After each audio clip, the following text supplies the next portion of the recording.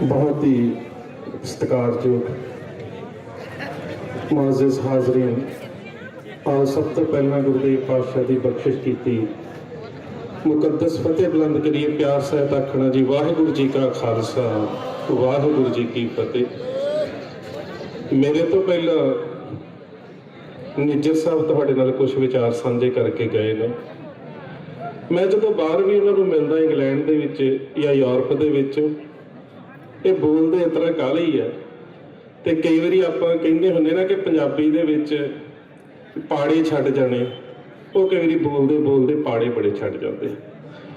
लखोवाल साहब नूं तो इत्थे किसी ने स्टेज पर चढ़ नहीं दिता। जिहड़े आए हुए ने बोलण वास्ते वो सिखां दे सब तो वड्डे चिंतक सरदार अजमेर सिंह ने। वो कह के इत्थे लखोवाल साहब भी आए हुए ने। लखोवाल नूं इत्थे किसी ने स्टेज पर ना चढ़न दिता ते ना चढ़न देना। सरदार अजमेर सिंह ने जिन्होंने बहुत सारिया किताबां लिखिया ने। सिख चिंतन के विषय दे विच जिन्हों ने सब तो वधिया कार्य जिहड़ा वो कीता, वो बैठे हुए ने। उन्होंने तुहाडे नाल विचार साझे करने ने। मैं तकरीबन 26 तरीक तो पहले दिन तो इत्थे ही सेवा निभा रहा, सो इस करके मैं ज़्यादा लंबा ज़्यादा समा नहीं लेना। तुहाडे नाल मुखातिब ते सरदार अजमेर सिंह ही होणगे, क्योंकि जिन्हां दी सिख नीति के प्रति और नीति शास्त्र के प्रति, सिख चिंतन के प्रति जो उन्हां दी पकड़ है, शायद वो साडी नहीं है। फिर भी कुछ विचार अज के हालातों के मद्देनज़र सरकार के वलों बैठकों के विच, मीटिंगां दे विच जिस तरह का उदासीनता भरिया रवैया जिहड़ा वो साडे प्रति, किसानी के प्रति, मजदूरों के प्रति रहा है, उन्होंने दे वल्लों हुण किसी भी तरह के सार्थक हंगारे की जिहड़ी आस सी वो खत्म हो चुकी है। पहली गल तो है। दूसरी गल जिहड़ी सब तो अहम है वो ये है कि 26 तरीक के बारे किसान यूनियनों के वलों इस स्टेज के उपरों भी ते संयुक्त मोर्चे की स्टेज के उपरों भी अनाउंस हो चुका प्रोग्राम है। ये कोई छोटा प्रोग्राम नहीं, सारिਆਂ ਦੀ शमूलीयत की लोड़ है। तो जदों ਜਿਹੜੇ ਸਾਡੇ संघर्ष ਹੁੰਦੇ ਨੇ ਉਹ ਹੋਂਦ ਦੀ जंग ਦੇ ਵਿੱਚ ਉਸ ਪੜਾਅ ਦੇ ਵਿੱਚ ਪਹੁੰਚ ਜਾਂਦੇ ਨੇ, ਤਾਂ ਉਸ ਵੇਲੇ ਸਭ ਤੋਂ ਵੱਡੀ ਲੋੜ ਹੁੰਦੀ, ਪਹਿਲੀ ਲੋੜ ਹੁੰਦੀ ਹੈ ਕਿ ਜਿਹੜੇ ਵੀ ਸਾਡੇ ਭਰਾ ਕਿਸੇ ਵੀ ਕਾਰਨ ਕਰਕੇ ਸਾਡੇ ਤੋਂ ਦੂਰੀ ਬਣਾ ਕੇ ਚੱਲ ਰਹੇ ਨੇ, ਉਹਨਾਂ ਦੇ ਵਿੱਚ ਇਕਸਾਰਤਾ ਤੇ ਇਕਸੁਰਤਾ ਆ ਸਕੇ। ਹੁਣ ਸਾਡੇ ਕਿਸੇ ਦੇ ਨਾਲ ਮਨ ਭੇਦ ਵੀ ਨਾ ਰਹਿਣ ਤੇ ਮਤ ਭੇਦ ਵੀ ਨਾ ਰਹਿਣ, ਕਿਉਂਕਿ ਹੁਣ ਜਿਹੜਾ ਜੰਗ ਦਾ ਪੜਾਅ ਹੈ ਉਹ ਸਾਡੀ ਹੋਂਦ ਦੀ ਗੱਲ ਹੈ, ਸਾਡੀ ਰਜਿਸਟੈਂਸ ਦੀ ਗੱਲ ਹੈ। ਮੈਂ ਤੁਹਾਨੂੰ ਇਤਿਹਾਸ ਦੇ ਵਿੱਚੋਂ ਇੱਕ ਉਦਾਹਰਨ ਦਿੰਦਾ ਹੈ। ਰਾਮ ਰੌਣੀ ਦੇ ਕਿਲੇ ਦੇ ਵਿੱਚ ਸਰਦਾਰ ਜੱਸਾ ਸਿੰਘ ਆਹਲੂਵਾਲੀਆ ਨੇ ਤੇ ਬਾਹਰ ਘੇਰਾ ਪਾਉਣ ਵਾਲੀਆਂ ਫੌਜਾਂ ਦੇ ਵਿੱਚ ਮੁਗਲ ਫੌਜਾਂ ਨੇ, ਅਦੀਨਾ ਬੇਗ ਨੇ ਤੇ ਸਿੱਖਾਂ ਦਾ ਇੱਕ ਸਰਦਾਰ ਉਸ ਵੇਲੇ ਸਿੱਖਾਂ ਦੇ ਜਥੇ ਚੋਂ ਨਿਰਾਸ਼ ਹੋ ਗਿਆ ਸੀ, ਸਰਦਾਰ ਜੱਸਾ ਸਿੰਘ ਰਾਮਗੜੀਆ। ਉਹ ਕਿਲੇ ਦੇ ਬਾਹਰ ਹੈ ਘੇਰਾ ਪਾਉਣ ਵਾਲਿਆਂ ਦੇ ਵਿੱਚ। ਹਾਲਾਤਾਂ ਨੂੰ ਵੇਖਿਓ, ਜਿਹੜੇ ਕਿਲੇ ਦੇ ਵਿੱਚ ਘੇਰੇ ਗਏ ਨੇ ਰਾਮ ਰੌਣੀ ਦੇ ਕਿਲੇ ਦੇ ਵਿੱਚ, ਉਹ ਵੀ ਸਿੱਖ ਜਰਨੈਲ, ਤੇ ਜਿੰਨੇ ਮੁਸਲਮਾਨਾਂ ਦੇ ਨਾਲ ਰਲ ਕੇ ਘੇਰਾ ਪਾਇਆ ਹੈ ਉਹ ਵੀ ਸਿੱਖ ਜਰਨੈਲ। ਕਾਫੀ ਦਿਨ ਘੇਰਾ ਪੈਂਦਾ ਰਿਹਾ, ਕਿਸੇ ਪਾਸਿਓਂ ਕੋਈ ਰਸਤਾ ਨਹੀਂ ਅੰਦਰ ਜਾ ਸਕੀ, ਦਾਣਾ ਪਾਣੀ ਨਹੀਂ ਜਾ ਸਕਿਆ। ਅਖੀਰ ਸਰਦਾਰ ਕਰਮ ਸਿੰਘ ਹੁਣਾਂ ਨੇ, ਸਰਦਾਰ ਹਰੀ ਸਿੰਘ ਹੁਣਾਂ ਨੇ, ਸਰਦਾਰ ਜੱਸਾ ਸਿੰਘ ਹੁਣਾਂ ਨੇ ਗੁਰਮਤਾ ਕੀਤਾ ਕਿ ਅੱਜ ਅੱਧੀ ਰਾਤ ਨੂੰ ਕਿਲੇ ਦਾ ਦਰਵਾਜ਼ਾ ਖੋਲ ਕੇ ਸਿੱਧਾ ਦੁਸ਼ਮਣ ਦੀ ਹਿੱਕ ਦੇ ਵਿੱਚ ਜਾ ਕੇ ਵੱਜਾਂਗੇ। ਜੇ ਸ਼ਹਾਦਤ ਹੀ ਦੇਣੀ ਹੈ ਤੇ ਫਿਰ ਭੁੱਖੇ ਰਹਿ ਕੇ ਕਿਉਂ ਦੇਣੀ ਹੈ। ਅਰਦਾਸ ਕੀਤੀ। ਅਰਦਾਸ ਕਰਨ ਤੋਂ ਬਾਅਦ ਜਿਸ ਵੇਲੇ ਜੈਕਾਰਾ ਛੱਡਿਆ ਨਾ, ਤੇ ਸਾਡੀ ਪੰਜਾਬੀਆਂ ਦੀ ਕਹਾਵਤ ਹੈ ਵੀ ਦਾਈਆਂ ਤੋਂ ਪੇਟ ਗੁੱਝੇ ਨਹੀਂ ਹੁੰਦੇ। ਬਾਹਰ ਸਰਦਾਰ ਜੱਸਾ ਸਿੰਘ ਰਾਮਗੜੀਆ ਸੀ ਨਾ, ਉਹਨੂੰ ਪਤਾ ਲੱਗ ਗਿਆ ਵੀ ਹੁਣ ਇਹ ਜਿਹੜਾ ਜੈਕਾਰਾ ਹੈ ਨਾ, ਇਹ ਜਾਂ ਫਤਿਹ ਦਾ ਹੈ ਤੇ ਜਾਂ ਸ਼ਹਾਦਤ ਹੈ। ਉਹਨੇ ਉਸੇ ਵੇਲੇ ਇੱਕ ਚਿੱਠੀ ਲਿਖੀ ਤੇ ਤੀਰ ਨਾਲ ਬੰਨ ਕੇ ਨਾ ਅੰਦਰ ਸੁੱਟ ਦਿੱਤੀ। ਉਹਦੇ ਬਾਰੇ ਸਰਦਾਰ ਪੰਥ ਪ੍ਰਕਾਸ਼ ਦੇ ਵਿੱਚ ਰਤਨ ਸਿੰਘ ਭੰਗੂ ਲਿਖਦੇ ਨੇ, ਜੱਸਾ ਸਿੰਘ ਨੇ ਲਿਖ ਅਰਦਾਸ ਤੀਰ ਬੰਨ ਭੇਜੀ ਸਿੰਘਨ ਪਾਸ। ਉਸ ਚਿੱਠੀ ਦੇ ਉੱਪਰ ਲਿਖਿਆ ਪਤਾ ਕੀ ਸੀ ਕਿ ਜਿਉਂਦਿਆਂ ਸਾਡੇ ਮਤ ਭੇਦ ਸੀ, ਗੱਲ ਵੱਖਰੀ ਸੀ, ਪਰ ਹੁਣ ਤੁਹਾਡੇ ਜੈਕਾਰੇ ਨੇ ਇਹ ਗੱਲ ਦੱਸ ਦਿੱਤੀ ਹੈ ਕਿ ਤੁਸੀਂ ਸ਼ਹੀਦੀਆਂ ਦਾ ਜਿਹੜਾ ਉਹ ਪ੍ਰਣ ਕਰ ਲਿਆ, ਹੁਣ ਕਿਲੇ ਦਾ ਦਰਵਾਜ਼ਾ ਖੋਲ ਰਹੇ ਹੋ, ਮੈਂ ਤੁਹਾਡੇ ਨਾਲ ਹਾਂ। ਸੋ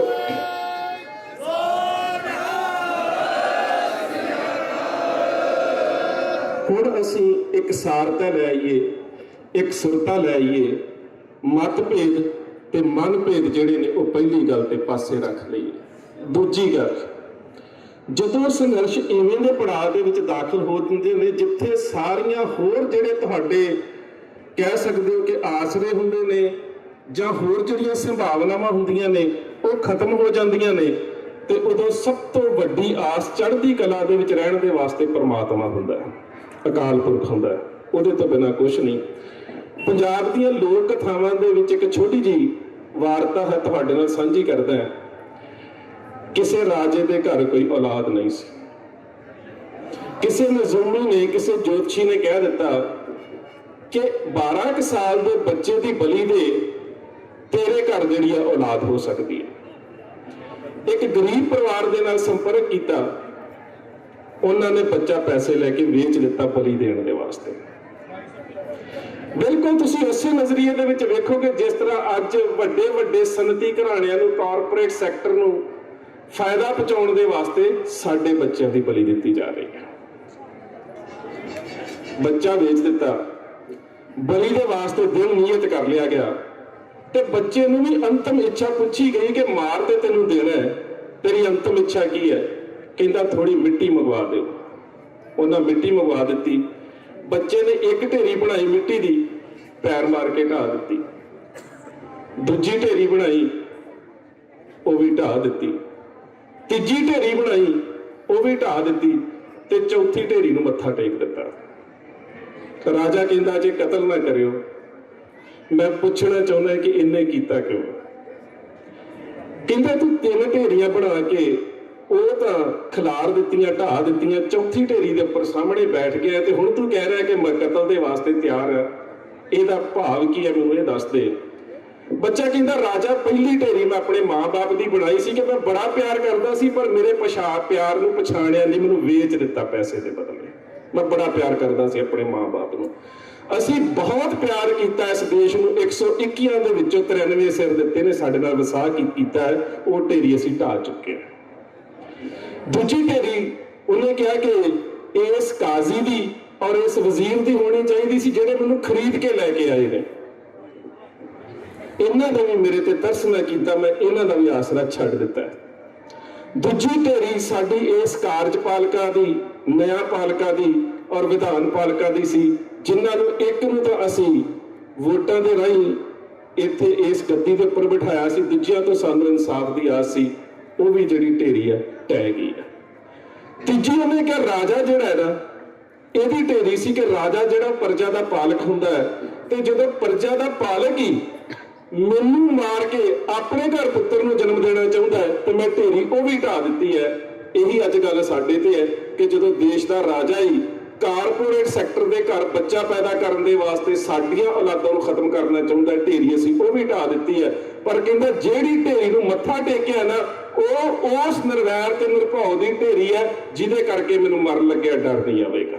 ਪਰਮਾਤਮਾ, ਅਸੀਂ ਉਸ ਪਰਮਾਤਮਾ ਤੇ ਨਿਸ਼ਚਾ ਰੱਖਣਾ, ਜੋ ਹੋਵੇਗਾ ਉਹਦੇ ਹੁਕਮ ਦੇ ਵਿੱਚ, ਕਿਉਂਕਿ ਲੋਕ ਲਹਿਰ ਦੇ ਵਿੱਚ, ਲੋਕ ਸੰਘਰਸ਼ਾਂ ਦੇ ਵਿੱਚ ਜਿਹੜੀਆਂ ਆਗੂਆਂ ਦੀਆਂ ਸਾਡੀਆਂ ਗਿਣਤੀਆਂ ਮਿਣਤੀਆਂ ਹੁੰਦੀਆਂ ਖਤਮ ਹੋ ਜਾਂਦੀਆਂ। ਕੀ ਹੈ ਇਹ? ਹੁਣ ਅਕਾਲ ਪੁਰਖ ਦੇ ਹੱਥ ਹੈ, ਤੇ ਜੇ ਡੋਰ ਅਕਾਲ ਪੁਰਖ ਦੇ ਹੱਥ ਵਿੱਚ ਹੈ, ਚੜ੍ਹਦੀ ਕਲਾ 'ਚ ਰਹਿਣਾ ਸਾਡਾ ਫਰਜ਼ ਹੈ। ਭਲੀ ਪਰਮਾਤਮਾ ਕਰੇਗਾ, ਫਤਿਹ ਜਾਪ ਹੋ ਕੇ ਜ਼ਰੂਰ ਨਿਕਲਾਂਗੇ, ਕਿਉਂਕਿ ਕਲਗੀਧਰ ਪਾਤਸ਼ਾਹ ਗੁਰੂ ਗੋਬਿੰਦ ਸਿੰਘ ਮਹਾਰਾਜ ਨੇ ਇੱਕ ਗੱਲ ਬਖਸ਼ਿਸ਼ ਕੀਤੀ ਹੈ, ਨਾ ਸਾਜ਼ੋ ਨਾ ਫੌਜ਼ੋ ਨਾ ਬਾਜ਼ੋ ਨਾ ਫਰਸ਼, ਖੁਦਾਵੰਦ ਬਖਸ਼ਿੰਦ ਇਹ ਐਸ਼ੋ ਅਰਸ਼। ਉਹ ਤਾਂ ਉਹਨਾਂ ਨੂੰ ਵੀ ਸਾਜ਼ ਬਾਜ ਫੌਜ ਫਰਸ਼ ਨਿਵਾਸ ਦਿੰਦਾ ਹੈ ਜਿਨ੍ਹਾਂ ਕੋਲ ਕੁਝ ਵੀ ਨਹੀਂ ਹੁੰਦਾ। ਅਸੀਂ ਤਾਂ ਫਿਰ ਵੀ ਕਲਗੀਧਰ ਪਾਤਸ਼ਾਹ ਦੇ ਨਾਲ ਹਾਂ। ਸੋ ਇੰਨੀਆਂ ਬੇਨਤੀਆਂ ਪ੍ਰਵਾਨ। ਹੁਣ ਮੇਰੇ ਤੋਂ ਬਾਅਦ ਸਰਦਾਰ ਅਜਮੇਰ ਸਿੰਘ, ਜੋ ਕੁਛ ਅਸੀਂ ਬੋਲਦੇ ਹਾਂ ਸ਼ਾਇਦ ਇਹਨਾਂ ਦੀਆਂ ਕਿਤਾਬਾਂ ਦੇ ਵਿੱਚੋਂ ਜਾਂ ਇਹਨਾਂ ਦੇ ਬੋਲਾਂ ਦੇ ਵਿੱਚੋਂ ਅਸੀਂ ਸਿੱਖਿਆ ਹੁੰਦਾ ਹੈ। ਬਹੁਤ ਵੱਡੀ ਕੌਮ ਨੂੰ ਇੱਕ ਦੇਣ ਹੈ, ਉਹ ਤੁਹਾਡੇ ਨਾਲ ਵਿਚਾਰ ਸਾਂਝੇ ਕਰਨਗੇ। ਸਰਦਾਰ ਅਜਮੇਰ ਸਿੰਘ ਜੀ, ਮੇਰੇ ਵੱਲੋਂ ਇੰਨੀਆਂ ਕੁ ਬੇਨਤੀਆਂ ਪ੍ਰਵਾਨ। ਫਤਿਹ ਦੀ ਸਾਂਝ ਪਿਆਰ ਸਾਹਿਬ ਆਖਣਾ ਜੀ। ਵਾਹਿਗੁਰੂ ਜੀ ਕਾ ਖਾਲਸਾ, ਵਾਹਿਗੁਰੂ ਜੀ ਕੀ ਫਤਿਹ। ਗੁਰੂ ਨਿਵਾਜੀ ਸਾਧ ਸੰਗਤ ਜੀ, ਦਸਮ ਪਾਤਸ਼ਾਹ ਬਣੋ ਬਖਸ਼ੀ, ਫਤਿਹ ਦੀ ਸਾਂਝ ਪਾਈਏ। ਗੱਜ ਕੇ ਬੋਲੋ ਵਾਹਿਗੁਰੂ ਜੀ ਕਾ ਖਾਲਸਾ, ਵਾਹਿਗੁਰੂ ਜੀ ਕੀ ਫਤਿਹ। ਮੈਥੋਂ ਪਹਿਲਾਂ ਡਾਕਟਰ ਸੁਖਪ੍ਰੀਤ ਸਿੰਘ ਉਦੋਕੇ ਨੇ ਤੁਹਾਨੂੰ ਬਹੁਤ ਹੀ ਗਿਆਨ ਦੀਆਂ ਤੇ ਅੱਜ ਦੇ ਮੌਕੇ ਵਾਸਤੇ ਜਿਹੜੀਆਂ ਬਹੁਤ ਹੀ ਸਾਨੂੰ ਰੌਸ਼ਨੀ ਦੇਣ ਵਾਲੀਆਂ ਗੱਲਾਂ ਉਹ ਸਾਂਝੀਆਂ ਕੀਤੀਆਂ। ਮੈਂ ਸਿਰਫ 15 ਕੁ ਮਿੰਟ ਸੰਖੇਪ ਦੇ ਵਿੱਚ ਅੱਜ ਦੇ ਹਾਲਾਤ ਬਾਰੇ ਤੁਹਾਡੇ ਨਾਲ ਕੁਝ ਗੱਲਾਂ ਸਾਂਝੀਆਂ ਕਰਾਂਗਾ ਕਿ ਅੱਜ ਸਾਡੇ ਸਾਹਮਣੇ ਹਾਲਾਤ ਕੀ ਹੈ। ਹਾਂਜੀ, ਕਿਉਂਕਿ ਆਪਾਂ ਸਾਰਿਆਂ ਨੂੰ ਪਤਾ ਹੈ ਕਿ ਜਿਹੜਾ ਸਾਡਾ ਸੰਘਰਸ਼ ਹੈ ਉਹ ਤਕਰੀਬਨ 7 ਮਹੀਨੇ ਪੂਰੇ ਹੋ ਚੱਲੇ ਆ। ਇਹਨਾਂ 7 ਮਹੀਨਿਆਂ ਵਿੱਚ ਜਿਹੜਾ ਸੰਘਰਸ਼ ਹੈ ਉਹ ਬਹੁਤ ਅਲੱਗ-ਅਲੱਗ ਦੌਰਾਂ ਵਿੱਚੋਂ ਨਿਕਲਿਆ, ਬੜੇ ਮੋੜ ਕੱਟੇ ਨੇ ਤੇ ਬੜੇ ਉਤਰਾਅ ਚੜ੍ਹਾਅ ਆਉਂਦੇ ਰਹੇ ਨੇ। ਇਹ ਸਾਰੇ ਅਮਲ ਵਿੱਚੋਂ ਲੰਘਦਾ ਹੋਇਆ ਜਿਸ ਅਵਸਥਾ ਤੇ ਸਾਡਾ ਸੰਘਰਸ਼ ਅੱਜ ਪਹੁੰਚ ਗਿਆ ਉਹਨੂੰ 2 ਸ਼ਬਦਾਂ ਦੇ ਵਿੱਚ ਹੀ ਆਪਾਂ ਬਿਆਨ ਕਰ ਸਕਦੇ ਹਾਂ ਕਿ ਇਹ ਜਿਹੜੀ ਅਵਸਥਾ ਸੰਘਰਸ਼ ਦੀ ਇਹ ਬਹੁਤ ਨਾਜ਼ੁਕ ਅਵਸਥਾ ਹੈ। ਤੇ ਨਾਜ਼ੁਕ ਅਵਸਥਾ ਦੇ ਵਿੱਚ ਭਾਵੇਂ ਬੰਦੇ ਦੀ ਵਿਅਕਤੀਗਤ ਜ਼ਿੰਦਗੀ 'ਚ ਉਹ ਕੋਈ ਪਲ ਆਵੇ ਜਾਂ ਘੜੀ ਆਵੇ ਜਿਹਨੂੰ ਅਸੀਂ ਨਾਜ਼ੁਕ ਕਹਿੰਦੇ ਹਾਂ, ਉਸ ਮੌਕੇ ਇੱਕ ਵੀ ਕਦਮ ਗਲਤ ਚੁੱਕਿਆ ਜਾਵੇ ਜੇ ਉਹਦੀ ਕੀਮਤ ਬਹੁਤ ਵੱਡੀ ਦੇਣੀ ਪੈ ਜਾਂਦੀ ਹੈ। ਆਮ ਤੁਰੀ ਜਾਂਦੀ ਧੌਰ ਦੇ ਵਿੱਚ ਅਸੀਂ ਕੋਈ ਵੀ ਕਦਮ ਗਲਤ ਚੁੱਕ ਸਕਦੇ ਹਾਂ, ਪਰ ਜਦੋਂ ਨਾਜ਼ੁਕ ਅਵਸਥਾ 'ਚ ਪਹੁੰਚ ਜਾਈਏ, ਦੌਰ 'ਚ ਪਹੁੰਚ ਜਾਈਏ, ਉਦੋਂ ਸਾਨੂੰ ਇੱਕ ਇੱਕ ਕਦਮ ਬਹੁਤ ਸੰਭਲ ਕੇ ਤੇ ਸੋਚ ਵਿਚਾਰ ਕੇ ਚੁੱਕਣਾ ਪੈਂਦਾ ਹੈ।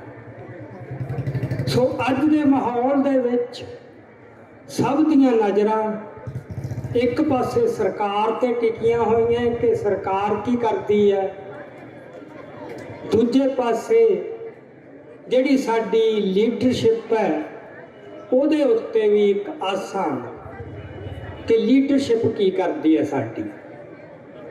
ਸੋ ਜਦੋਂ ਜੰਗ ਦੇ ਮੈਦਾਨ ਦੇ ਵਿੱਚ ਜਿਹੜੇ ਲੀਡਰ ਹੁੰਦੇ ਨੇ ਉਹ ਇੱਕ ਤਰ੍ਹਾਂ ਨਾਲ ਜਰਨੈਲ ਹੀ ਹੁੰਦੇ ਆ ਤੇ ਜਰਨੈਲ ਦੇ ਵਿੱਚ 2 ਗੁਣ ਹੋਣੇ ਬਹੁਤ ਜ਼ਰੂਰੀ ਹੈ। ਇੱਕ ਇਹ ਹੈ ਕਿ ਜਿਸ ਵਿਰੋਧੀ ਜਾਂ ਦੁਸ਼ਮਣ ਦੇ ਨਾਲ ਉਹ ਲੜ ਰਿਹਾ ਹੈ ਉਹਦੇ ਬਾਰੇ ਉਹਨੂੰ ਸਮਝ ਕਿੰਨੀ ਕੁ ਹੈ। ਜੇ ਉਹਦੇ ਬਾਰੇ ਉਹਨੂੰ ਕੋਈ ਸਮਝ ਸਪਸ਼ਟ ਨਹੀਂ, ਉਹਦੇ ਬਾਰੇ ਕੋਈ ਭਰਮ ਪਾਲ ਲਿਆ, ਫਿਰ ਜਿੱਤਣਾ ਬਹੁਤ ਔਖਾ ਹੁੰਦਾ ਹੈ। ਦੁਸ਼ਮਣ ਦੀਆਂ ਕਮਜ਼ੋਰੀਆਂ ਵੀ ਸਮਝੋ ਤੇ ਉਹਦੇ ਜਿਹੜੇ ਉਹਦੇ ਤਕੜੇ ਨੁਕਤੇ ਨੇ, ਜਿੱਥੇ ਉਹਦੀ ਤਾਕਤ ਹੈ, ਉਹਨੂੰ ਵੀ ਦੇਖੋ। ਫਿਰ ਦੋਹਾਂ ਨੂੰ ਮੇਲ ਕੇ ਇੱਕ ਆਪਦੀ ਅਨੁਮਾਨ ਲਾਉਣਾ ਹੈ ਕਿ ਇਹ ਭਲਾ ਕੀ ਕਰ ਸਕਦਾ ਹੈ ਤੇ ਕੀ ਨਹੀਂ ਕਰ ਸਕਦਾ। ਤੁਹਾਨੂੰ ਉਹਦੇ ਹਰ ਅਗਲੇ ਦਾਅ ਦਾ ਪਹਿਲਾਂ ਮੋਟਾ ਜਿਹਾ ਗਿਆਨ ਹੋਣਾ ਚਾਹੀਦਾ, ਉਸ ਮੁਤਾਬਕ ਹੀ ਅਸੀਂ ਆਪਣਾ ਪੈਂਤਰਾ ਤੈਅ ਕਰਦੇ ਹਾਂ। ਦੂਜੀ ਗੱਲ, ਕਿਸੇ ਵੀ ਜਰਨੈਲ ਨੂੰ ਜਿੱਤਣ ਵਾਸਤੇ ਬਹੁਤ ਜ਼ਰੂਰੀ ਹੈ ਕਿ ਇਕੱਲਾ ਦੁਸ਼ਮਣ ਦਾ ਪਤਾ ਨਾ ਹੋਵੇ, ਨਾਲ ਆਪਦਾ ਵੀ ਪਤਾ ਹੋਵੇ, ਆਪਣੇ ਆਪ ਦਾ ਵੀ ਪਤਾ ਹੋਵੇ ਕਿ ਮੇਰੀ ਸਮਰੱਥਾ ਕਿੰਨੀ ਹੈ, ਮੇਰੀ ਤਕੜਾਈ ਕਿੰਨੀ ਹੈ। ਉਸ ਮੁਤਾਬਕ ਉਹਨੇ ਗੱਲ ਕਰਨੀ ਹੈ ਤੇ ਉਸ ਮੁਤਾਬਕ ਹੀ ਪੈਂਤਰੇ ਉਲੀਕਣੇ ਹੈ। ਤੀਜੀ ਗੱਲ, ਉਹ ਲੀਡਰ ਠੀਕ ਕਦੇ ਵੀ ਨਹੀਂ ਅਗਵਾਈ ਦੇ ਸਕਦਾ ਜਿਹਨੂੰ ਉਹਦੇ ਮੰਗਰ ਲੱਗੇ ਲੋਕਾਂ ਦੇ ਰੌਂ ਦੀ ਸਮਝ ਨਾ ਹੋਵੇ। ਲੋਕ ਕੀ ਚਾਹੁੰਦੇ, ਲੋਕਾਂ ਦਾ ਰੌਂ ਕੀ ਹੈ। ਜਿਹੜਾ ਲੀਡਰ ਲੋਕਾਂ ਦੇ ਰੌਂ ਨਾਲ ਟੁੱਟ ਗਿਆ ਉਹ ਸਮਝ ਲਓ ਖਤਮ ਹੋ ਗਿਆ। ਸੋ ਕਈ ਵਾਰ ਇਹ ਭਾਣਾ ਵਾਪਰ ਜਾਂਦਾ ਹੈ, ਅਜਿਹੇ ਹਾਦਸੇ ਇਤਿਹਾਸ ਦੇ ਵਿੱਚ ਵਾਪਰੇ ਨੇ ਜਦ ਲੀਡਰਾਂ ਕੋਲੇ ਅਕਲਾਂ ਬਥੇਰੀਆਂ ਹੁੰਦੀਆਂ, ਪਰ ਇੱਕ ਤਾਂ ਉਹ ਆਪਦਾ ਆਪ ਨਹੀਂ ਸਮਝ ਸਕਦੇ, ਆਪਦੇ ਬਾਰੇ ਸਹੀ ਅਨੁਮਾਨ ਨਹੀਂ ਲਾ ਸਕਦੇ। ਦੂਜਾ ਇਹ ਹੁੰਦਾ ਕਿ ਉਹਨੂੰ ਲੋਕ ਕੀ ਚਾਹੁੰਦੇ।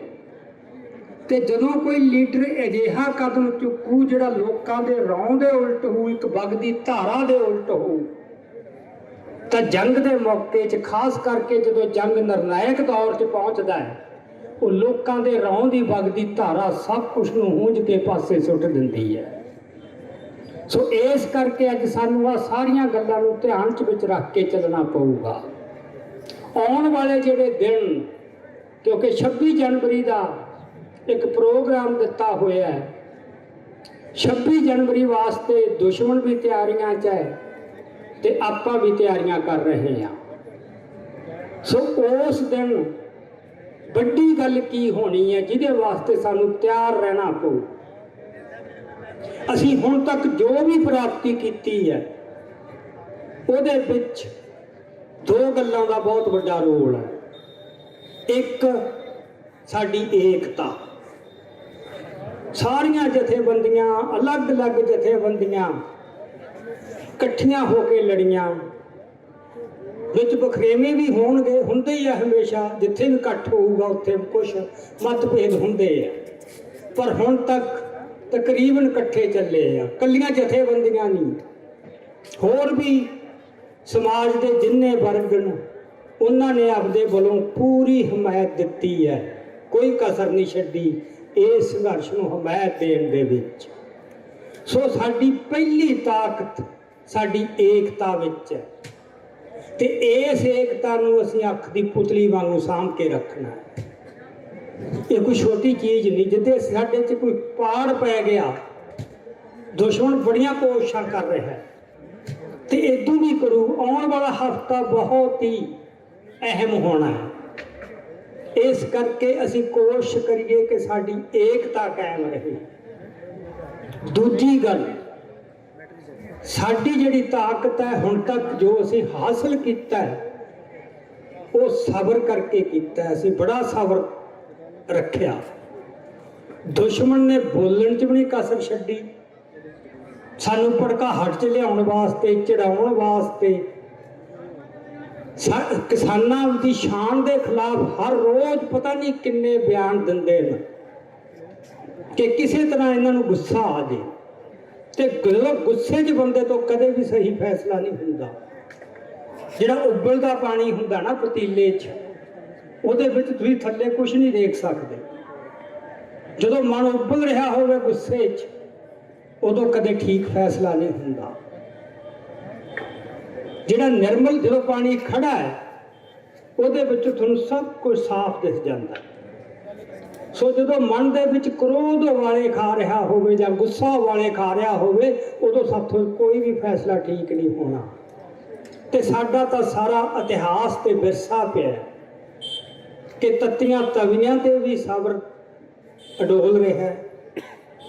ਜਿੱਥੇ ਸੀਸ ਦੇਣੇ ਪਏ, ਬੰਦ ਕਟਾਉਣੇ ਪਏ, ਆਰਿਆਂ ਨਾਲ ਸੀਸ ਚਰਾਉਣੇ ਪਏ, ਉੱਥੇ ਵੀ ਜਿਹੜਾ ਸਾਡਾ ਸਿਦਕ ਤੇ ਸਬਰ ਹੈ ਉਹ ਉਸੇ ਤਰ੍ਹਾਂ ਅਡੋਲ ਰਿਹਾ। ਸੋ ਆਪਾਂ ਸਬਰ ਜਿਹੜਾ ਆਪਣਾ ਉਹ ਕਾਇਮ ਰੱਖਣਾ ਹੈ। ਤੇ ਆਉਣ ਵਾਲੇ ਦਿਨਾਂ 'ਚ ਸਭ ਤੋਂ ਵੱਡਾ ਇਮਤਿਹਾਨ ਇਹੀ ਹੋਣਾ ਦੋਹਾਂ ਧਿਰਾਂ ਦਾ ਕਿ ਪਹਿਲਾਂ ਸਬਰ ਕਿਹਦਾ ਟੁੱਟਦਾ ਹੈ, ਕਿ ਦੁਸ਼ਮਣ ਦਾ ਸਬਰ ਟੁੱਟਦਾ ਹੈ ਕਿ ਸਾਡਾ ਟੁੱਟਦਾ ਹੈ। ਜਿਹਦਾ ਵੀ ਪਹਿਲਾਂ ਟੁੱਟ ਗਿਆ ਉਦੋਂ ਗਲਤੀ ਕੋਈ ਨਾ ਕੋਈ ਹੋ ਜਾਣੀ ਹੈ, ਉਹ ਚਾਹੇ ਨਾ ਚਾਹੇ, ਕਿਉਂਕਿ ਉਦੋਂ ਪੂਰੀ ਸੁੱਧ ਦੇ ਵਿੱਚ ਰਹਿ ਕੇ ਫੈਸਲਾ ਨਹੀਂ ਲਿਆ ਜਾਂਦਾ। ਤੇ ਆਪਾਂ ਤਾਂ ਬਹੁਤ ਤਕੜੇ ਆ ਇਸ ਪੱਖੋਂ। ਸਾਡੇ ਕੋਲ ਤਾਂ ਇਹੋ ਜਿਹਾ ਵਿਰਸਾ ਪਿਆ ਹੈ, ਤੱਤੀਆਂ ਤਵੀਆਂ ਤੇ ਬੈਠਣ ਦਾ। ਚੌਂਕਾਂ ਦੇ ਵਿੱਚ ਗੁਰੂਆਂ ਨੇ ਸੀਸ ਕਟਾ ਕੇ ਸਾਡੇ ਵਾਸਤੇ ਕੁਝ ਉਦਾਹਰਨਾਂ ਪੇਸ਼ ਕਰਤੀਆਂ। ਅਸੀਂ ਤਾਂ ਇਦੋਂ ਵੀ ਕਿਤੇ ਭੈੜੇ ਮੌਕਿਆਂ ਦੇ ਵਿੱਚ ਉਹ ਸਾਰਾ ਸਿਦਕ ਦਿਖਾਇਆ ਆਪਦਾ, ਜਾਂ ਸਬਰ ਦਿਖਾਇਆ। ਸਾਡੇ ਦੁਸ਼ਮਣ ਇਸ ਪੱਖੋਂ ਬਹੁਤ ਕੰਗਾਲ ਹੈ। ਨਾ ਉਹਦੇ ਇਤਿਹਾਸ 'ਚ ਤੇ ਨਾ ਇਤਿਹਾਸ 'ਚ ਜਿਹਤੇ ਉਹ ਮਾਣ ਕਰ ਸਕੇ, ਅੱਜ ਸਟੇਜਾਂ ਤੇ ਹਿੱਕ ਢੋਕ ਕੇ ਕਹਿ ਸਕੇ। ਉਹਦੇ ਕੋਲੇ ਨਫ਼ਰਤ ਹੈ ਬਸ, ਹੋਰ ਕੁਛ ਵੀ ਨਹੀਂ। ਨਾ ਦਲੇਰੀ ਹੈ, ਨਾ ਸਿਆਣਪ ਹੈ, ਤੇ ਨਾ ਕਿਤੇ ਗਹਿਰਾਈ ਹੈ, ਨਾ ਸੰਜੀਦਗੀ ਹੈ। ਤੇ ਨਫ਼ਰਤਾਂ ਵਾਲੇ ਕਦੇ ਵੀ ਜੰਗ ਨਹੀਂ ਜਿੱਤੇ। ਸਾਰੀ ਦੁਨੀਆ ਦਾ ਇਤਿਹਾਸ ਪਿਆ। ਸੋ ਉਸ ਨਫ਼ਰਤ ਦਾ ਮੁਕਾਬਲਾ ਅਸੀਂ ਪਿਆਰ ਨਾਲ ਕਰਨਾ ਹੈ। ਪਿਆਰ ਤੋਂ ਭਾਵ ਇਹ ਨਹੀਂ ਕਿ ਅਸੀਂ ਦੁਸ਼ਮਣ ਪ੍ਰਤੀ ਪੋਲੇ ਹੋ ਜਾਈਏ, ਨਾ ਕਦੇ ਹੋਏ ਆ। ਸਾਡੇ ਗੁਰੂ ਸਾਹਿਬਾਨ ਤੋਂ ਲੈ ਕੇ ਸਾਡਾ ਸਾਰਾ ਇਤਿਹਾਸ ਇਹ ਹੈ ਕਿ ਬਿਨਾਂ ਨਫ਼ਰਤ ਤੋਂ ਵੀ ਜੰਗ ਲੜੀ ਜਾ ਸਕਦੀ ਹੈ। ਨਾ ਕੋ ਵੈਰੀ ਨਹੀਂ ਵਿਗਾਨਾ, ਵੀ ਜੰਗ ਵੀ ਲੜ ਰਹੇ ਨੇ ਪਰ ਮਨ ਦੇ ਵਿੱਚ ਵੈਰ ਕੋਈ। ਇਹ ਆਮ ਦੁਨੀਆ ਨੂੰ ਇਹ ਗੱਲ ਸਮਝ ਨਹੀਂ ਆ ਸਕਦੀ, ਕਿਉਂਕਿ ਆਮ ਦੁਨੀਆ ਨੇ ਭਾਈ ਕਨਈਆ ਇੱਕ ਵੀ ਨਹੀਂ ਪੈਦਾ ਕੀਤਾ। ਇਹ ਰੈੱਡ ਕਰਾਸ ਵਗੈਰਾ ਇਹ ਤਾਂ ਬਣਾਉਟੀ ਦੀਆਂ ਚੀਜ਼ਾਂ ਨੇ, ਮਨੁੱਖ ਦੀਆਂ ਇੱਕ ਖਾਸ ਕਿਸਮ ਦੀ ਸੋਚ ਦੇ ਵਿੱਚੋਂ ਇੱਕ ਵਿਉਂਤ ਚੋਂ ਘੜੀਆਂ ਗਈਆਂ।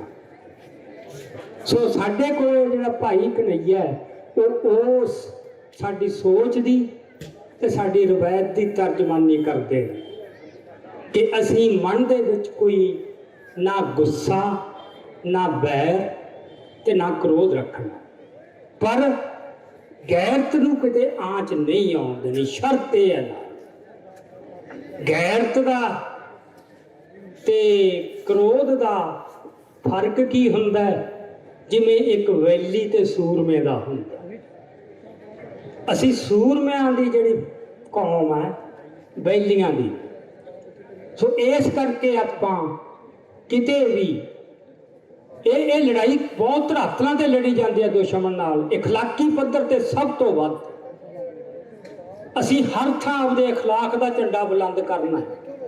ਸਾਡੇ ਗੁਰੂਆਂ ਨੇ ਸਾਨੂੰ ਇਹ ਸਿਖਾਇਆ, ਸਾਡੇ ਸ਼ਹੀਦਾਂ ਨੇ ਸਾਨੂੰ ਇਹ ਸਿਖਾਇਆ ਕਿ ਰਹਿੰਦੀ ਦੁਨੀਆ ਤੱਕ ਅਜਿਹੇ ਦ੍ਰਿਸ਼ਟਾਂਤ ਸਿਰਜਣੇ ਆ, ਅਜਿਹੇ ਮਿੱਥ ਸਿਰਜਣੇ ਜਿਹਦੀਆਂ ਕਹਾਣੀਆਂ ਪ੍ਰਚਲਿਤ ਹੋ ਜਾਂਦੀਆਂ। ਅਨੇੜ ਇਤਿਹਾਸ ਦੇ ਵਿੱਚ ਹੀ ਜਸਵੰਤ ਸਿੰਘ ਖਾਲੜੇ ਦੀ, ਸ਼ਹੀਦ ਜਸਵੰਤ ਸਿੰਘ ਖਾਲੜੇ ਦੀ ਉਦਾਹਰਨ ਸਾਡੇ ਸਾਹਮਣੇ ਹੈ ਕਿ ਉਸ ਦੇ ਉੱਤੇ 48 ਦਿਨ ਜ਼ਬਰ ਹੋਇਆ ਥਾਣੇ 'ਚ। ਉਹਦੇ ਸਰੀਰ ਦਾ ਕੋਈ ਵੀ ਅੰਗ ਸਾਬਤਾ ਨਹੀਂ ਸੀ ਛੱਡਿਆ ਉਹਨਾਂ ਨੇ। ਉਹ ਇੱਕੋ ਹੀ ਗੱਲ ਕਹਿੰਦਾ ਰਿਹਾ, ਸਭ ਕੁਝ ਭਾਣੇ 'ਚ ਹੋ ਰਿਹਾ ਹੈ। ਸੋ ਭਾਣਾ ਮੰਨਣ ਦਾ ਜਿਹੜਾ ਬਲ ਹੈ ਉਹ ਦੁਨੀਆ ਦੀ ਹੋਰ ਕਿਸੇ ਕੌਮ ਪੱਲੇ ਨਹੀਂ। ਤੇ ਜਿਹੜੇ ਦੁਸ਼ਮਣ ਨਾਲ ਸਾਡਾ ਜਵਾਬ ਪਿਆ ਉਹਨਾਂ ਦੇ ਪੱਲੇ ਤੱਕ ਕੱਖ ਵੀ ਨਹੀਂ। ਸੋ ਇਸ ਪੱਖੋਂ ਹੌਸਲੇ ਦੇ ਵਿੱਚ ਰਹੋ। ਸੋ ਉਦਣ ਸਾਡੇ ਹੁਣ ਆਉਣ ਵਾਲੇ ਦਿਨਾਂ 'ਚ ਸਬਰ ਦਾ ਇਮਤਿਹਾਨ ਵੀ ਹੋਣਾ ਹੈ, ਪਰ ਨਾਲ ਸਾਡੀ ਅਣਖ ਦਾ ਇਮਤਿਹਾਨ ਵੀ। ਜੇ ਉਹ ਇਹ ਸਮਝਦੇ ਨੇ ਕਿ ਅਸੀਂ ਆਪਣੀ ਤਾਕਤ ਦੇ ਜ਼ੋਰ ਨਾਲ ਇਹਨਾਂ ਨੂੰ ਡਰਾ ਦਿਆਂਗੇ, ਇੱਥੋਂ ਉਠਾ ਦਿਆਂਗੇ ਤੇ ਆਪਣੀਆਂ ਮੰਗਾਂ ਮਨਵਾਏ ਵੈਣ ਚੁੱਪ ਕਰਕੇ ਨੀਵੀਆਂ ਪਾ ਕੇ ਘਰਾਂ ਨੂੰ ਮੁੜ ਜਾਣ, ਫਿਰ ਉਹਨਾਂ ਨੇ ਕੋਈ ਸਾਡਾ ਇਤਿਹਾਸ ਨਹੀਂ ਪੜ੍ਹਿਆ, ਉਹਨਾਂ ਨੂੰ ਕੁਛ ਵੀ ਨਹੀਂ ਪਤਾ।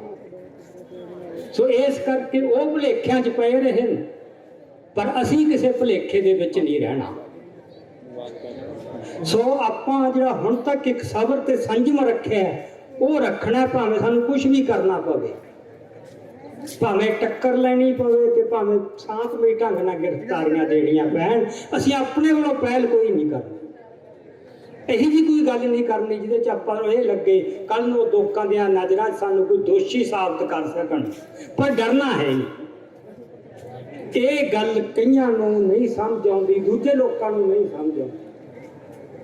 ਸੋ ਇਸ ਕਰਕੇ ਆਪਦੇ ਆਪ ਦੇ ਵਿੱਚ ਹਮੇਸ਼ਾ ਆ ਘੜੀ ਆ ਗਈ ਜਦੋਂ ਅਸੀਂ ਹਰ ਸਾਹ ਦੇ ਨਾਲ ਆਪਣੇ ਗੁਰੂ ਸਾਹਿਬਾਨ ਨੂੰ, ਆਪਣੇ ਸ਼ਹੀਦਾਂ ਨੂੰ, ਆਪਣੇ ਇਤਿਹਾਸ ਨੂੰ ਤੇ ਆਪਣੇ ਵਿਰਸੇ ਨੂੰ ਇੱਕ ਸਕਿੰਟ ਲਈ ਵੀ ਹਿਰਦੇ 'ਚੋਂ ਨਹੀਂ ਕੱਢਣਾ। ਉੱਥੋਂ ਹੀ ਸਾਨੂੰ ਬਲ ਮਿਲਣਾ ਹੈ, ਆਤਮਿਕ ਬਲ ਮਿਲਣਾ ਹੈ ਤੇ ਉੱਥੋਂ ਹੀ ਸਾਨੂੰ ਰੌਸ਼ਨੀ ਮਿਲਣੀ ਹੈ।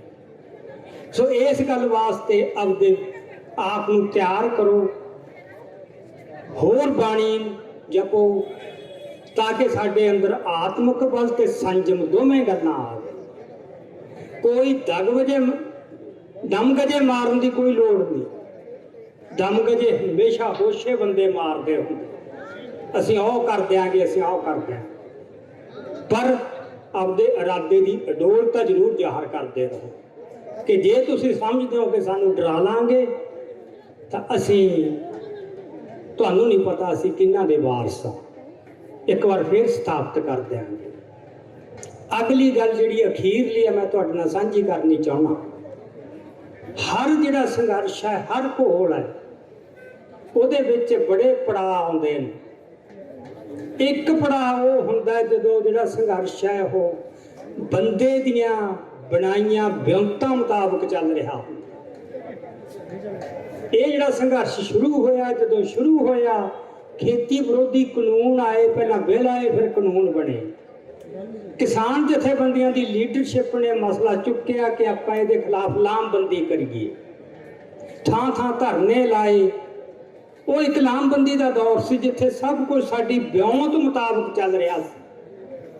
26 ਨਵੰਬਰ ਤੱਕ ਇਹ ਸੰਘਰਸ਼ ਬੰਦੇ ਦੀਆਂ ਅਕਲਾਂ ਮੁਤਾਬਕ ਚੱਲਿਆ, ਲੀਡਰਸ਼ਿਪ ਦੀ ਯੋਜਨਾ ਮੁਤਾਬਕ ਚੱਲਿਆ। ਹੁਣ 26 ਨਵੰਬਰ ਨੂੰ ਲੀਡਰਸ਼ਿਪ ਦਾ ਹਦਾਇਤ ਇਹ ਸੀ, ਜਿਹੜੀਆਂ ਜਥੇਬੰਦੀਆਂ ਇਕੱਠੀਆਂ ਹੋਈਆਂ 32, ਕਿ ਅਸੀਂ ਜਿੱਥੇ ਸਾਨੂੰ ਰੋਕਣਗੇ ਅਸੀਂ ਉੱਥੇ ਬਹਿ ਜਾਾਂਗੇ ਸ਼ਾਂਤਮਈ ਢੰਗ ਨਾਲ, ਅਸੀਂ ਨਾਕੇ ਨਹੀਂ ਤੋੜਾਂਗੇ। ਪਰ ਸਾਰੇ ਨਾਕੇ ਟੁੱਟ ਗਏ ਤੇ ਦਿੱਲੀ ਆ ਪਹੁੰਚੇ। ਇਹ ਕਿਹਦਾ ਫੈਸਲਾ ਸੀ? ਤੁਸੀਂ ਜ਼ਿੰਦਗੀ, ਤੁਸੀਂ ਕਿਸਾਨ ਹੋ ਸਾਰੇ, ਜੋ ਵੀ ਫੈਸਲਾ ਕਰਦੇ ਹੋ ਕਿਹੜੀ ਫਸਲ ਬੀਜਣੀ ਹੈ, ਕਿਵੇਂ ਬੀਜਣੀ ਹੈ, ਕਦੋਂ ਬੀਜਣੀ ਹੈ, ਉਹਦੇ ਬਾਰੇ ਮਨ 'ਚ ਇੱਕ ਵਿਚਾਰ ਆਉਂਦਾ, ਪਹਿਲਾਂ ਇੱਕ ਕਲਪਨਾ ਆਉਂਦੀ ਹੈ, ਫਿਰ ਤੁਸੀਂ ਉਹਦੇ ਤੇ ਅਮਲ ਕਰਦੇ ਹੋ। ਹੁਣ ਇਹ ਜੋ ਭਾਣਾ ਵਾਪਰਿਆ, ਕਿਸੇ ਦੀ ਵੀ ਕਲਪਨਾ ਨਹੀਂ ਸੀ, ਕਿਸੇ ਦਾ ਵਿਚਾਰ ਨਹੀਂ ਸੀ। ਇਹ ਫਿਰ ਕਿੱਥੋਂ ਆਇਆ? ਇਹ ਫੈਸਲਾ ਕਿਸੇ ਅਗੰਮੀ ਤਾਕਤ ਵੱਲੋਂ ਆਇਆ। ਜੇ ਮਨੁੱਖ ਨੇ ਨਹੀਂ ਕੀਤਾ ਫਿਰ ਕਿਹਨੇ ਕੀਤਾ? ਸੋ ਹੁਣ ਤੱਕ ਜੋ ਹੋਇਆ, ਨਾ ਸਿਰਫ ਨਾਕੇ ਟੁੱਟੇ, ਕਿਤੇ ਵੀ ਕੋਈ ਹੁੱਲੜਬਾਜ਼ੀ ਨਹੀਂ ਹੋਈ। ਆਮ ਕਿਹਾ ਜਾਂਦਾ ਸੀ ਕਿ ਜਿਹੜੇ ਪੰਜਾਬੀ ਹੈ ਕਿ ਉਹ ਤਾਂ ਮਿੰਟ ਦੇ ਵਿੱਚ ਭੜਕ ਪੈਂਦੇ ਆ। ਇੰਨੇ ਰਸਤੇ, ਇੰਨੀਆਂ ਰੁਕਾਵਟਾਂ ਬਣ ਕੇ ਆਏ, ਪਰ ਕਿਤੇ ਕੋਈ ਇਹੀ ਜਿਹੀ ਗੱਲ ਨਹੀਂ ਵਾਪਰੀ। ਇਹ ਸੰਜਮ ਇਹ ਕਿੱਥੋਂ ਆਇਆ? ਇਹ ਬੰਦੇ ਦੇ ਸੋਚਿਆ ਨਹੀਂ ਆਇਆ। ਇਹ ਕੋਈ ਵਾਹਿਗੁਰੂ ਦੀ ਬਖਸ਼ਿਸ਼ ਹੋਈ ਹੈ, ਮਿਹਰ ਹੋਈ ਹੈ ਵਾਹਿਗੁਰੂ ਦੀ, ਕਿ ਸਿੱਖਾਂ ਨੂੰ ਫੇਰ ਉਸ ਅਵਸਥਾ 'ਚ ਜਿੱਥੋਂ ਸਿੱਖ ਬਹੁਤ ਭਟਕ ਚੁੱਕਿਆ ਸੀ, ਬੜਾ ਕਮਜ਼ੋਰ ਪੈ ਚੁੱਕਿਆ ਸੀ, ਬੜੀਆਂ ਹੀ ਉਹਦੇ ਵਿੱਚ ਕਮਜ਼ੋਰੀਆਂ ਆ ਚੁੱਕੀਆਂ ਸੀ, ਸਵਾਰਥ ਵੀ ਜਾਗ ਪਿਆ ਸੀ, ਗੈਰਤ ਵੀ ਚਾਂਦੀ ਰਹੀ ਸੀਗੀ, ਉਹ ਸਾਰੇ ਕੁਛ ਨੂੰ ਜਗਾਉਣਾ। ਕਿਉਂਕਿ ਸਾਜਿਆ ਸਾਨੂੰ ਅਕਾਲ ਪੁਰਖ ਵੱਲੋਂ ਹੋਇਆ। ਇਹ ਕਿਸੇ ਬੰਦੇ ਦੀ ਰਚਨਾ ਨਹੀਂ, ਇਹ ਅਕਾਲ ਪੁਰਖ ਦੀ ਰਚਨਾ ਹੈ। ਤੇ ਜਦੋਂ ਕਿਤੇ ਲੱਗਿਆ ਕਿ ਇਹ ਤਾਂ ਹੁਣ ਆਪਦੇ ਰਾਹ ਤੋਂ ਬਿਲਕੁਲ ਭਟਕ ਗਏ, ਤਾਂ ਮੁੜ ਕੇ ਫੇਰ ਕਿਤੇ ਉਹ ਸਾਡੇ 'ਚ ਰੂਹ, ਉਹ ਸਪਿਰਟ, ਉਹ ਫੇਰ ਜਗਾਉਣੀ ਸੀ ਸ਼ਾਇਦ। ਪਰ ਸੋਚ ਆਪਾਂ ਦੇਖੀਏ ਵੀ ਇੱਕ ਭਾਣਾ ਕੀ ਵਾਪਰਿਆ। ਸੋ 26 ਤੋਂ ਬਾਅਦ ਜੋ ਕੁਛ ਹੁੰਦਾ ਆ ਰਿਹਾ, ਉਹ ਵਾਹਿਗੁਰੂ ਦੀ ਰਜ਼ਾ ਅਨੁਸਾਰ ਹੁੰਦਾ ਆ ਰਿਹਾ। ਪਰ ਆਪਾਂ ਨੂੰ ਸਾਰਿਆਂ ਨੂੰ ਪਤਾ ਹੈ ਕਿ ਜਿਹੜਾ ਅਕਾਲ ਪੁਰਖ ਹੈ ਉਹਦਾ ਕੋਈ ਵੀ ਆਕਾਰ ਨਹੀਂ, ਉਹ ਸਥੂਲ ਨਹੀਂ। ਤੁਸੀਂ ਕਿਤੇ ਨਹੀਂ ਦੇਖ ਕੇ ਕਹਿ ਸਕਦੇ ਵੀ ਉਹ ਅਕਾਲ ਪੁਰਖ, ਪਰ ਹਰ ਜਗ੍ਹਾ ਮੌਜੂਦ ਹੈ। ਕਿਸ ਰੂਪ 'ਚ ਮੌਜੂਦ ਹੈ? ਉਹ ਸਥੂਲ ਰੂਪ 'ਚ ਨਹੀਂ, ਉਹ ਬੜੀ ਸੂਖਮ ਰੂਪ 'ਚ, ਕਿਤੇ ਨਜ਼ਰ ਹੀ ਨਹੀਂ ਆਊਗਾ। ਫਿਰ ਉਹ ਕਲਾ ਕਿਵੇਂ ਵਰਤਾਉਂਦਾ ਹੈ? ਉਹ ਆਪਣੀ ਮਿਹਰ ਨਾਜ਼ਲ ਕਰਦਾ ਹੈ ਸਾਡੇ ਉੱਤੇ। ਕਈ ਵਾਰ ਵਿਅਕਤੀ ਤੇ ਇੱਕ ਵਿਅਕਤੀ ਨੂੰ ਚੁਣਦਾ ਹੈ, ਉਸ ਵਿਅਕਤੀ ਤੇ ਮਿਹਰ ਹੁੰਦੀ ਹੈ, ਉਹ ਫਿਰ ਵਿਅਕਤੀ ਇਤਿਹਾਸ ਦਾ ਰਾਹ ਉਲੀਕ ਦਿੰਦਾ, ਸਾਰੀਆਂ ਰੋਕਾਂ ਭੰਨ ਦਿੰਦਾ। ਇਸ ਵਾਰ ਜੋ ਵੱਡੀ ਕਲਾ ਵਾਪਰੀ ਹੈ ਉਹ ਹੈ ਕਿ ਇੱਕ ਵਿਅਕਤੀ ਤੇ ਨਹੀਂ, ਇਹ ਜਿਹੜੀ ਮਿਹਰ ਹੋਈ ਹੈ ਅਕਾਲ ਪੁਰਖ ਦੀ, ਵਾਹਿਗੁਰੂ ਦੀ, ਇਹ ਸੰਗਤ ਤੇ ਹੋ। ਸੰਗਤ ਹੀ ਆਪਦੇ ਉਹਨੂੰ ਅੰਦਰੋਂ ਫੈਸਲੇ ਉਹਨੂੰ ਚੱਲ ਰਹੇ ਕਿ ਹੁਣ ਆਹ ਕਰਨਾ, ਹੁਣ ਆਹ ਕਰਨਾ, ਹੁਣ ਆਹ ਕਰਨਾ। ਤੇ ਇੰਨੀ ਸੰਪੂਰਨਤਾ ਕਿ ਕਿਤੇ ਵੀ ਗਲਤ ਫੈਸਲਾ ਨਹੀਂ ਹੋ ਰਿਹਾ। ਸਾਰੀਆਂ ਅਕਲਾਂ ਲੀਡਰਸ਼ਿਪ ਦੀਆਂ, ਬੰਦੇ ਦੀਆਂ, ਉਹ ਪਿੱਛੇ ਰਹਿ ਗਈਆਂ। ਸੋ ਅੱਜ ਜਿਹੜਾ ਬੰਦਾ ਇਸ ਸੱਚਾਈ ਨੂੰ ਪ੍ਰਵਾਨ ਨਹੀਂ ਕਰੂ ਤੇ ਉਹਦੇ 'ਚ ਕਿਸੇ ਵੀ ਕਿਸਮ ਦਾ ਹੰਕਾਰ ਆਊ ਕਿ ਮੈਂ ਖੜਾ ਕੀਤਾ ਇਹ ਘੋਲ। ਠੀਕ ਹੈ, ਯੂਨੀਅਨਾਂ ਨੇ ਜਿਹੜੀ ਮਿਹਨਤ ਕੀਤੀ, ਉਹਨਾਂ ਦਾ ਤਜਰਬਾ ਹੈ, ਤੇ ਉਹਨਾਂ ਦੇ ਵਿੱਚ ਜਿਹੜੀ ਤਨਦੇਹੀ ਨਾਲ ਉਹਨਾਂ ਨੇ ਕੰਮ ਕੀਤਾ ਹੈ, ਜੋ ਸਮਰਪਣ ਦੀ ਭਾਵਨਾ, ਉਹਦਾ ਬਹੁਤ ਵੱਡਾ ਰੋਲ ਹੈ। ਪਰ ਉਹ ਦੋਵੇਂ ਦਰਜੇ ਤੇ ਹੈ। ਜੋ ਹੋਇਆ ਇਹ ਵਾਹਿਗੁਰੂ ਦੀ ਮਿਹਰ ਨਾਲ ਹੋਇਆ। ਜੇ ਉਹਨਾਂ ਦੇ ਵਿੱਚ ਕੋਈ ਗੁਣ ਆਏ ਨਾ, ਅਡੋਲਤਾ ਆਈ ਹੈ, ਸਮਝ ਆਈ ਹੈ, ਸਿਆਣਪ ਆਈ ਹੈ, ਉਹਨਾਂ 'ਚ ਸੋਚਣ ਦੀ ਸ਼ਕਤੀ ਪੈਦਾ ਹੋਈ ਹੈ, ਲੜਨ ਦੀ ਤਾਕਤ ਆਈ ਹੈ, ਉਹ ਵੀ ਵਾਹਿਗੁਰੂ ਦੀ ਮਿਹਰ ਨਾਲ ਹੋਈ ਹੈ। ਤੇ ਜਿੱਦਾਂ ਵਾਹਿਗੁਰੂ ਦੀ ਮਿਹਰ ਨਾ ਰਹੀ, ਸਾਡਾ ਸਭ ਕੁਝ ਖਤਮ ਹੋ ਗਿਆ। ਸੋ ਇਸ ਕਰਕੇ ਅੱਜ ਆਪਾਂ ਜਦੋਂ ਇਹਨਾਂ ਦਿਨਾਂ ਦੇ ਵਿੱਚ ਇਸ ਗੱਲ ਦਾ ਮੁਕਾਬਲਾ ਕਰਨਾ, ਮਨ ਦੇ ਵਿੱਚ ਜਿਹੜਾ ਇਹ ਵਿਸ਼ਵਾਸ ਹੈ ਕਿ ਅਕਾਲ ਪੁਰਖ ਆਪ ਕਰਵਾ ਰਿਹਾ, ਉਹਨੂੰ ਆਪ ਖਿਆਲ ਹੈ, ਇਹ ਯਕੀਨ ਰੱਖਿਓ ਕਿ ਕੋਈ ਵੀ ਫੈਸਲਾ ਉੱਥੋਂ ਗਲਤ ਨਹੀਂ ਹੋ ਸਕਦਾ, ਕਿਉਂਕਿ ਉਹ ਮਨੁੱਖੀ ਅਕਲ ਦੀ ਗੱਲ ਹੈ, ਉਹ ਰੱਬੀ ਖੇਡ ਹੈ। ਉੱਥੇ ਗਲਤੀ ਦੀ ਨੌ ਜਿੰਨੀ ਵੀ ਕੋਈ ਗੁੰਜਾਇਸ਼ ਨਹੀਂ। ਬੰਦਾ ਤਾਂ ਜ਼ਿੰਦਗੀ 'ਚ ਪੈਰ ਤੇ ਗਲਤੀਆਂ ਕਰੂ। ਸੋ ਨਿਰਮਾਣਤਾ ਨਾਲ ਚੱਲੀਏ, ਇਹ ਗੱਲ ਪ੍ਰਵਾਨ ਕਰਕੇ ਚੱਲੀਏ। ਜਦੋਂ ਤੁਸੀਂ ਇਹ ਮੰਨੋਗੇ ਕਿ ਇਹ ਜੋ ਕੁਝ ਹੋ ਰਿਹਾ ਇਹ ਵੈਗਰੂ ਵੱਲੋਂ ਹੋ ਰਿਹਾ, ਤੁਹਾਡੇ 'ਚ ਸੰਜਮ ਵੀ ਆਓ। ਬੋਲਣ ਲੱਗੇ ਇੱਕ ਇੱਕ ਸ਼ਬਦ ਨੂੰ ਦੇਖੋਗੇ ਕਿ ਮੇਰੇ ਮੂੰਹੋਂ ਇਹ ਸ਼ਬਦ ਸ਼ੋਭਦਾ, ਕਿਤੇ ਮੇਰਾ ਆਹ ਕਰਮ ਕਿਤੇ ਸ਼ੋਭਦਾ, ਉਹਦੇ ਨਾਲ ਤੁਸੀਂ ਦੇਖਿਓ ਸਾਰਾ ਮਾਹੌਲ ਬਦਲੂਗਾ। ਇੱਕ ਦੂਜੇ ਪ੍ਰਤੀ ਜਿਹੜੀ ਬੈਰ ਵਿਰੋਧ ਦੀ ਭਾਵਨਾ ਹੈ, ਕਿਤੇ ਸਾੜਾ ਹੈ, ਕਿਤੇ ਨਫ਼ਰਤ ਹੈ, ਉਹ ਸਭ ਕੁਝ ਖਤਮ ਹੋ ਜਾਊਗਾ। ਸੋ ਮੈਂ ਬਹੁਤਾ ਸਮਾਂ ਨਾ ਲੈਂਦਾ ਹੋਇਆ ਸਿਰਫ ਇੰਨੀ ਕੀ ਗੁਜ਼ਾਰਿਸ਼ ਕਰਦਾ ਕਿ ਮਨ ਦੇ ਵਿੱਚੋਂ ਇੱਕ ਪਲ ਲਈ ਵੀ ਇਸੇ ਗੱਲ ਨਹੀਂ ਕੱਢਣੀ ਕਿ 26 ਨਵੰਬਰ ਤੱਕ ਠੀਕ ਹੈ ਸਾਡੀਆਂ ਅਕਲਾਂ ਨੇ ਕੰਮ ਕੀਤਾ, ਹੁਣ ਸਾਡੀਆਂ ਅੱਜ ਉਹ ਮੌਕਾ ਆ ਗਿਆ ਅਸੀਂ ਆਪਣੀਆਂ ਅਕਲਾਂ ਨੂੰ ਉਸ ਦੇ ਅਧੀਨ ਕਰ ਦਈਏ ਜਿਹਨੇ ਸਾਨੂੰ ਇਹ ਅਕਲਾਂ ਬਖਸ਼ੀਆਂ। ਕੱਲੀਆਂ ਅਕਲਾਂ ਨਹੀਂ, ਆਪਦਾ ਸਰੀਰ ਵੀ ਉੱਥੇ ਕਰ ਦੇ, ਤੇ ਜਿਹਦੀ ਲੋੜ ਹੋਊ ਉਹਨਾਂ ਨੂੰ ਉਹ ਸਰੀਰ ਵੀ ਲੈ ਲੈਣ। ਉਹਦੇ 'ਚ ਕੋਈ ਇਹੋ ਜਿਹੀ ਗੱਲ ਨਹੀਂ ਹੋ ਕਿ ਅਸੀਂ ਕੋਈ ਕੁਰਬਾਨੀ ਕਰ ਸਕਦੇ। ਇਹ ਤਾਂ ਵਾਹਿਗੁਰੂ ਨੇ ਦੇਖਣਾ ਕਿਸੇ ਦੀ ਕੁਰਬਾਨੀ ਕਿਸ ਰੂਪ ਦੇ ਵਿੱਚ ਲੈਣੀ ਹੈ, ਕਿਵੇਂ ਲੈਣੀ ਹੈ। ਇਸ ਕਰਕੇ ਕੋਈ ਉੱਚਾ ਬੋਲ ਨਾ ਬੋਲੀਏ, ਬਹੁਤਾ ਕੌੜਾ ਬੋਲ ਵੀ ਨਾ ਬੋਲੀਏ। ਹਰ ਗੱਲ 'ਚ ਸੰਜਮ ਤੇ ਦਨਾਈ ਹੋਵੇ, ਸਿਆਣਪ ਹੋਵੇ, ਡੁੰਘਾਈ ਹੋਵੇ, ਸੰਜੀਦਗੀ ਹੋਵੇ। ਸੋ ਇੰਨੀਆਂ ਕੁ ਵਿਚਾਰਾਂ ਸੀਗੀਆਂ। ਬਾਕੀ ਕਦੇ ਫੇਰ ਮੌਕਾ ਮਿਲਿਆ ਫੇਰ ਵਿਚਾਰਾਂ ਦੀ ਸਾਂਝ ਪਾਵਾਂਗੇ। ਤੁਸੀਂ ਬਹੁਤ ਧਿਆਨ ਨਾਲ ਸੁਣਿਆ, ਬਹੁਤ ਬਹੁਤ ਧੰਨਵਾਦ। ਵਾਹਿਗੁਰੂ ਜੀ ਕਾ ਖਾਲਸਾ, ਵਾਹਿਗੁਰੂ ਜੀ ਕੀ ਫਤਿਹ।